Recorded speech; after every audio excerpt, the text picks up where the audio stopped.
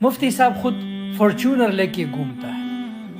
اچھا، ایسے لوگ مولویوں پہ بڑا اعتراض کر رہے ہوتے ہیں کہ یہ مولوی خود تو لینڈ کروزر میں گھوم رہے ہیں، فارچونر میں گھوم رہے ہیں، جہازوں میں گھوم رہے ہیں، پیرس یورپ کی سیر سپاٹے کر رہے ہیں، تو یہ منافق مولوی ہیں. دوسروں کو کہتے ہیں غریب بنو اور خود کیا کر رہے ہیں؟ عیاشی کر رہے ہیں. منافق جب ہوتے جب مولوی کہہ رہے ہوتے کہ پیرس میں گھومنا منع ہے، پیسہ کمانا منع ہے، خود نوٹ چھاپ رہے ہوتے، دوسروں کو کیا کہتے؟ پیسہ کمانا منع ہے.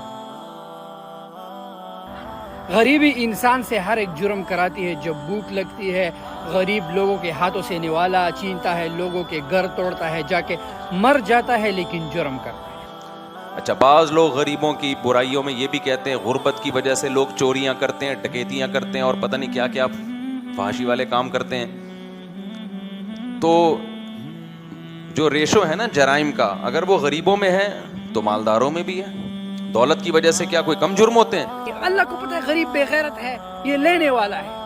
اور اللہ کی جتنے بھی احکام اسلام میں، حج پیسے سے ہے، زکوٰۃ پیسے سے ہے، روزہ پیسے سے ہے، نماز پیسے سے ہے. اچھا خیر، تو میں نے تو بڑے عزت احترام کے ساتھ اس کی بات کا جواب دیا تھا کہ موٹیویشن کا طریقہ تھوڑا سا اخلاق کے دائرے میں ہونا چاہیے. ہم بھی غربت کو ناپسند کرتے ہیں اگر وہ غربت سستی اور کاہلی کی وجہ سے، لیکن ہمیشہ سستی کاہلی کی وجہ سے انسان غریب نہیں ہوتا، خدا کی طرف سے بھی غریب ہوتا ہے. آپ سارا ایڑی چوٹی کا زور لگا لیں پھر بھی کچھ نہیں ملتا، تو وہ غریب نہ تو بھی سے بے غیرت ہے، نہ اس پہ کوئی الزام ہے، بلکہ وہ جنت میں پہلے جائے گا، اور جنت میں ایسے غریبوں کی تعداد زیادہ ہوگی. اور بعض دفعہ انسان محنت کرتا ہے پیسہ آتا ہے، بعض دفعہ محنت کرتا رہتا ہے پھر بھی پیسہ نہیں آتا. تو یہ کس کی دین ہے؟